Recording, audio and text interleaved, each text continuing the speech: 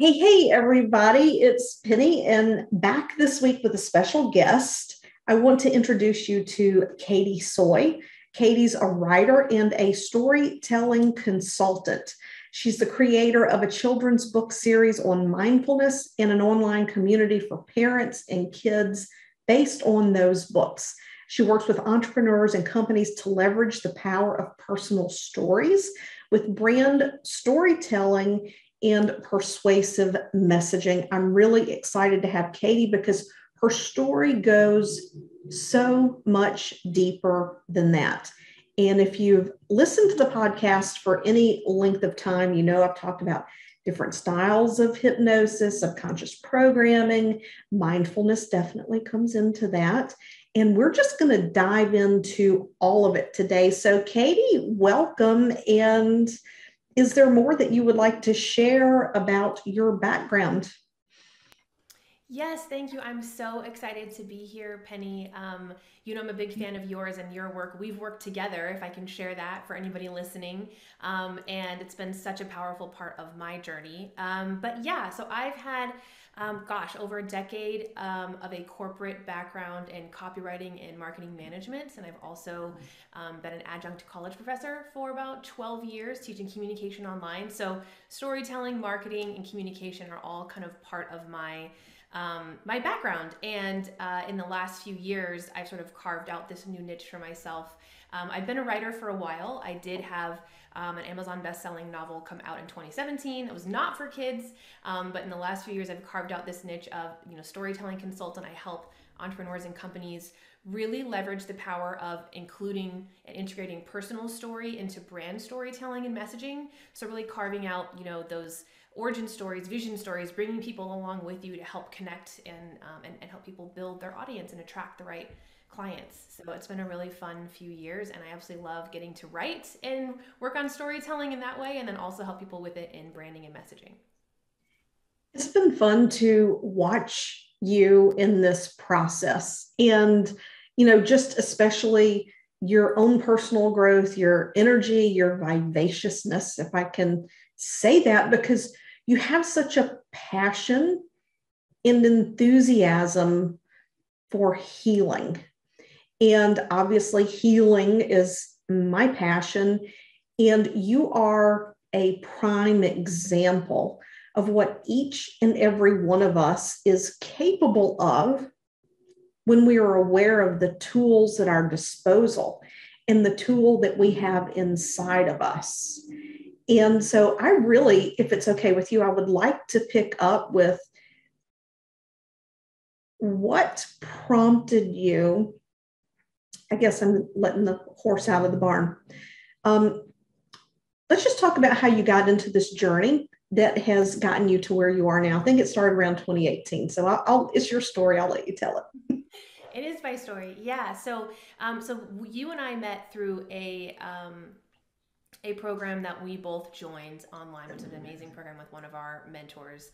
And it was in that program in 2018. Again, I've been a writer since I was a little kid. I've just been kind of running away from it. And so that wasn't new. I was stuck in a job that I didn't love. Like there was a lot of stuff going on at the time that was really affecting my mental health. And my mental health journey, which I have no problem sharing about, had really been up and down. I had struggled with anxiety and depression all through my 20s. My first panic attack, I was 18 years old. And so 2017, prior to joining that program and when this journey really started that you're talking about, had been my worst year for panic attacks. I had at least 10. I lost count that year at 10 panic attacks.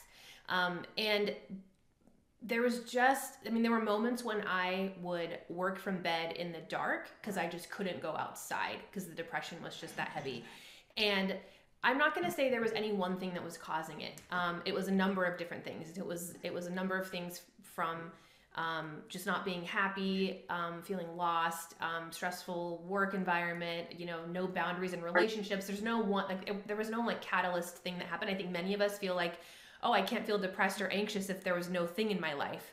Well, yes, so many of us feel that way without some, huge important event happening, kind of this culmination of life.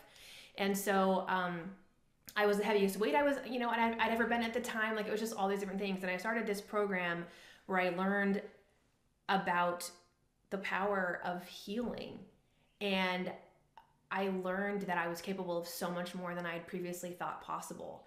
And so implementing some of these tools, which include hypnosis and self-hypnosis and hypnosis with expert professionals like yourself, I started this journey that started healing the mental health aspect, which then started healing my physical health aspect. So in addition to the mental health part of this, prior to 2018, I'd been on medication from a very young age in my early 20s for low thyroid and low hormones, which, I was at premenopausal levels as a young woman. And so the first shift happened with the mental health, and then slowly, steadily, with a doctor supervision, just by the way, for anyone listening, working with a doctor to slowly taper off medication that I've been on for almost a decade. And I, dropped weight very slowly again over the course of the next year and a half.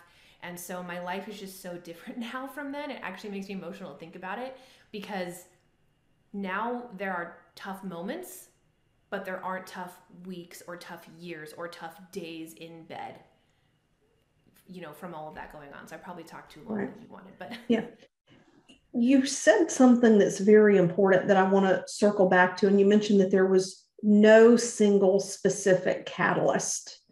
And sometimes even when we believe there is a single specific catalyst, that ends up just being the event that brings the thing under the surface into our conscious awareness that, hey, there's something here to be dealt with.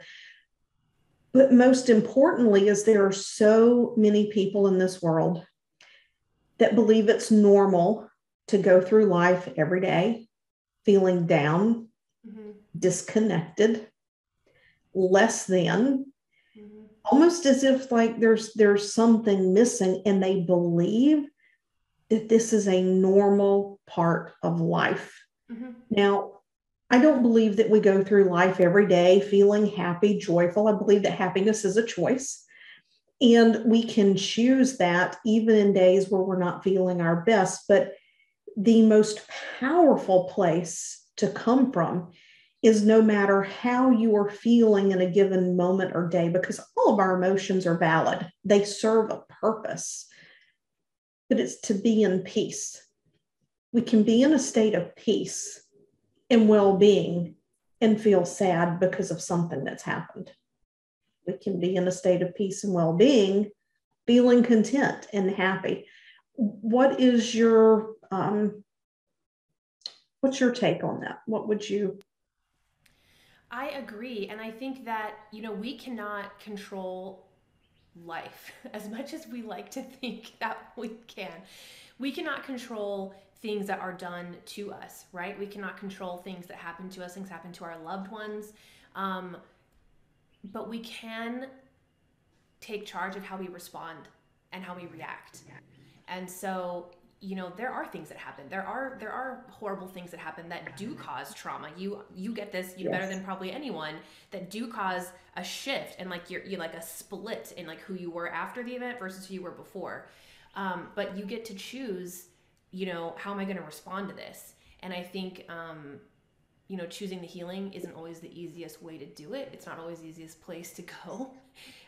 It's very hard to sit with yourself and to sit with the things people have done to you or said to you, whatever it is, and choose to heal. But there's so much power in that. And there's so much, what's the word? Ownership. Like we take our place, we don't stay in a place of, paralyzation, or even in some situations, victimhood. We can choose to respond in an authentic way. Yeah. And I think it's one thing that many of us don't realize, and I'm always focused on staying in a state of awareness. And I teach that to my clients and my participants in my workshops and groups. And that is sometimes we may not even realize it. And we can slip into victim thinking without necessarily being in victimhood. Now, what makes that important is that if we slip into that victim thinking and we don't catch ourselves, and that becomes our pattern of thought, then that ends up becoming our reality. And that's not what we want. And I'm going to ask you something, and I hope it's okay with you. Before you began on this journey, did you identify as someone who was sick and going to be on hormones for the rest of your life? Yes, because that's what I was told. You're going to struggle with weight because people that struggle with these issues, that's like a normal thing. I was told you are also going to struggle with, probably, it's very natural to struggle with depression and anxiety, because when your hormones are off, right? As a woman, you already have hormones, and then when they're off, it makes it worse. So I was told, like, this is all normal. Like, I was just told it was normal. And I'm a huge fan of, as you know, working with professionals and experts to help me heal. Right? This has not been just me. I have worked with people to help me heal, and I worked with all kinds of doctors. So just before we start that, I saw MDs, endocrinologists, naturopathic doctors, functional medicine. I saw MDs who were also functional doctors. Like, I saw, right? And so I was like, well, this is going to be my story. This is my reality. And so then I would go to the gym thinking, oh, I hated going to the gym. I hated going to the gym because I hated my body. I hated how I looked. I didn't think I was beautiful. And I was like, well, I'm going to just be here, because if I don't go, then it's going to be worse. Like, there was no positive, happy reason for even doing like healthy things, because I was so stuck in that rut of a story. Yeah. Was there a breakthrough moment as you began this journey where you're like, that's it? Yes, I am in command of this. I will say, it kind of happened the way that you fall asleep. Like, so yes, there was a moment, but it was a series of moments where I was just hearing stories from other people, and I was going, wait a second, even like, let's say that I am on medication the rest of my life, I can change how I respond to this. I can change how I react to this. So it was very slow but sudden, just like the way you fall asleep. Like, it's kind of happening, and then you're like, oh wait, I'm asleep. That was how it happened. It was like this slow wake up call, and then it was like, bam, my whole life changed. And I will say that the physical changes happened after the mental health changes happened. And so when the brain fog began to clear, because I had a bunch of breakthroughs about boundaries and how a lot of the stress I was having in my life was from my own lack of boundaries and lack of communication about those boundaries, and anger and resentment that people didn't read my mind and know what my boundaries were. So that's fair. So helpful for everybody around me. I'm just sitting over here like seething, angry in a little corner, steaming, right? And then I'm not Right. saying what I need. I'm not setting boundaries. I'm not following through.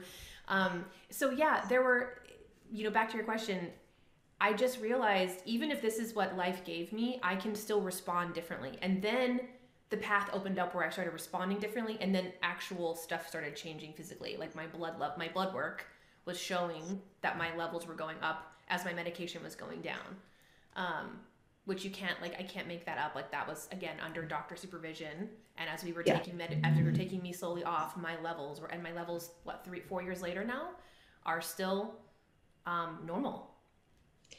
Yeah. And the key word is stress, Right. right? Stress can come from anywhere in our life. It can come from our own thinking, our own expectations, external events, how we interpret them, the things we ingest. You mentioned functional medicine doctors, naturopaths, the things that we ingest, the physical environment that we're in, and it affects our brain chemistry.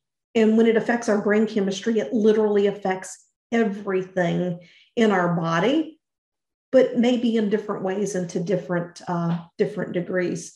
You mentioned the anger and the resentment. There was a point where you and I connected briefly because you were on that cusp of, you felt like there was just some little something. How did doing that emotional release impact your continued journey? Okay, so let's go here, because this is also part of why I created my stories for kids and the community that I have now. And Penny was a big piece of this for me. So I'll be honest about it. I've talked about this before. I was on this journey. I forget what year it was. I think it was a year or two into the journey, maybe a year and a half into the journey. And I was already feeling so much better mentally, physically, and I was already feeling better with my health. But I was very aware that I was not where I wanted to be. I mean, we're always working toward where we want to be, right? But I was very aware that there were blocks. And I'm just going to raise my hand right now, and Penny knows this. I have dealt with anger my whole life. And I don't know if there's any women listening or watching that feel like you deal with this too, but if you do, you might also feel like I did, where it's like, as a woman, you can't really have anger problems. So that's like a masculine thing then. So it's like scary, like women who are angry, like the world doesn't know what to do with us. So we don't know what to do with ourselves. You know what I mean? And so I reached out to Penny because I was like, look, I could feel that as part of my soul was healing, right? Like this, like Penny mentioned, like bubbly, happy Katie from teenage Katie years was coming back. I could feel pieces that were not in line with that. And I was like, Penny, I think it's the anger. And when I was little, like my parents were like, oh, she has an Irish temper. Again, like she's just angry. Like, again, like you're told these things when you're little. And so I always identified as an angry person. And so working with Penny, it was like, wait a second, that's a story too. Maybe I didn't have an Irish temper. Maybe I was just having boundaries crossed as a kid and didn't know how to handle that, right? How can I let my story of my attachment to my anger go? And that was affecting my marriage, my family relationships, my stress with work, because I would just that was my go-to. And so what I learned was that, again, and you know this, anger is just the go-to emotion for what's really underneath. So I was not processing sadness, fear, all these other things. So I worked very deeply with Penny. It was brief but deep. Like I feel like we went in on how to release some of this anger. And then she actually ended up shocking to me. She was like, oh, I think this is actually about forgiveness. And I was like, no, it's not, Penny. It's about my damn anger. No, I'm angry at Penny about that. No, I'm just kidding. And so we like this beautiful, deep, I forget how many sessions we had, to work through and release anger and then work through forgiveness. And it was so impactful. And just like an amazing hypnotherapist, you don't need 18 sessions for the next 10 years to work on your stuff. It was very brief and it was like, okay, done. Have I been angry since? Yes, but not in that same way, right? Yeah, yeah. And, the thing is, people hear forgiveness in our entire lives. We're taught forgive and forget. And that just doesn't wash with me. Forgiveness isn't about any, huh? I said, because the body remembers, like your body remembers. Yeah, yeah. The body remembers. And with all of the work that I do, whether it's regression work, forgiveness work, letting go of shame and guilt, the goal of the entire process is to gain insight that allows you to move into a state of neutrality about the events, but to also have gratitude for the lessons and the experiences that have allowed you to have the wisdom, the knowing, because we wouldn't be who we are now without those past experiences, right? And anger is one of those emotions that's highly resonant underneath the surface. And that anger can come from fear. It can come from loss of control. And one of the most simplest reasons that I have observed with my clients, and I'm glad I heard of this book, because once I dove into it, I'm like, it completely changed my perspective on my work with people, is love languages.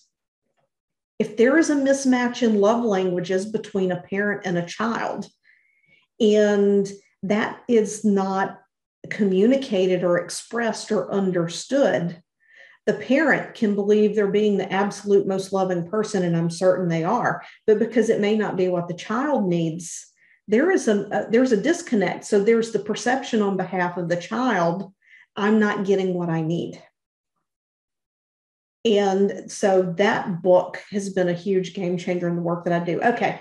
So you mentioned how this was pivotal in like what you were doing with kids. I really want to unpack this, because what I do, I don't work with kids, but the things that we are talking about are highly valuable tools to assist children in coping with life and to unravel their own misperceptions, to reframe things that happen, and to know that their experiences are not a reflection of whether or not they're good enough, they're smart enough, they're lovable enough. Yeah.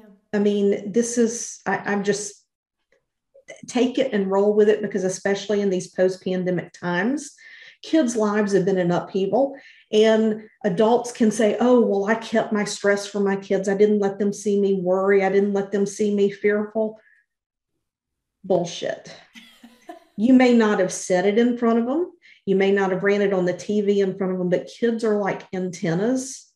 They pick up on your body language, your facial expressions. When certain topics come up, they see the way that you respond and react, and they interpret that. So I'm going to let you run with it. This is your expertise. Well, thank you. So, no, I agree with you that kids feel it. And I was just looking at some research this week about, so Harvard's just released a study saying that kids at the like 6 and up, like super, super young kids, are experiencing the highest levels of anxiety that they've seen. And so, I mean, I don't know about your neighborhood, but during the pandemic, we had kids with, chalk in our neighborhood, like drawing pictures of people with masks on their faces. Like they're noticing, even if you don't talk about it, like they're noticing it. They're feeling that that's different, right? And so they've been secluded and isolated, just like all of us, and adults are dealing with so much stuff. So, no, so I wrote a children's book in 2020 and released it as an audiobook only in 2021, and then created a sequel to that. They're launching on Amazon later this summer, as print books. So they'll be available everywhere, which is awesome. But I actually took some time to create this series about a little firefly. So the name of book 1 is The Firefly in the Storm, and it's about a firefly that grows up. She's adopted. She's an orphan. She's adopted, and she grows up in a community full of grasshoppers, right? So you probably see where this is going already. So her parents, grasshoppers who couldn't have a family, love her, adore her, think she's amazing, think she's magical, but everybody in their community doesn't know why she glows. They judge her, they laugh at her, they judge their family for looking different, right? So it's this little series that takes place on a tropical island with this firefly having all these adventures by herself and with new, kind of diverse friends that come in, dealing with these types of issues. And I'd gotten the idea for this story before 2018, and it had come in kind of a dream, which is really kind of a funny story. And I didn't know what to do with it, just kind of sat there. And I didn't write it until 2020. And at first, Penny, I was so angry. I was like, again, angry. I'm like, why did I not write this years ago when I got the idea? But I couldn't have written it because I hadn't been on that journey on my own yet. So now the books and the community that I have for parents and kids is all about, how to create your own stories, not stories other people tell about us, right? And they're also about how to use, some of the tools that I learned to use that were helpful for me, but they're very like introductory. So it's meant as a resource for parents and kids to explore what tools work for their kids. So for example, in the second book, it's called The Firefly and the Butterfly, and she has a friend who's a butterfly whose family was lost in migration. She can't find her family, and she can't fly. She's dragging her wings around behind her because she is so scared. So she deals with anxiety and fear and depression. She actually has what you and I would know in the book is a little miniature panic attack where she can't breathe, she can't see, she can't think. And the way that she, stops this is she stops and she breathes. So the whole focus of this book is breathing, right? Breath work has been a really powerful tool for me. So I had a breathwork practitioner come into my community, my online community for parents and kids, and do a 30-minute breathwork session for kids. That was amazing. Now, does that resonate with everybody? Probably not. But as you know, we're also going to have you come in this next month and do a hypnosis session, and we're actually going to include hypnosis going forward every month as part of that, as a tool that parents can use with kids or see if their kids kind of resonate with that. As we're all introducing these bigger concepts for parents to talk about with kids, like fear, anxiety, depression, how do you feel when you're judged at school, bullies. So the whole series is meant to open up these bigger conversations, and the community is a really affordable way for parents to, take a deeper dive. Yeah, I think that's great because anything that we can do to pattern interrupt, the negative beliefs, the events, and as children, they're walking sponges until around age 7. They're absorbing everything literally. The analytical mind is not developed, so they're not reasoning, well, geez, that's not true because of, I know my mom and dad love me, so it's not true that you say that, I'm ugly or I'm not good enough. And the things that other kids say, that capacity is not there. In turn, also, when we tease and joke with our kids, they take that very literally. This came up the other day in a conversation. It's why children, with all their heart and mind, believe in Santa, believe in the Easter Bunny, Right. believe in the tooth fairy.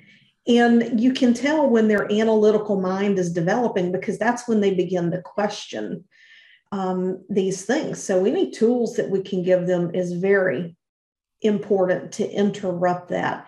And you briefly mentioned bullying. Mm-hmm. In my experience with the probably over 2,000 sessions now I've done in the last 3-4 years, adults who went through bullying as kids that was not addressed, that is some of the most emotional work I've done with people because it's in those identity forming years.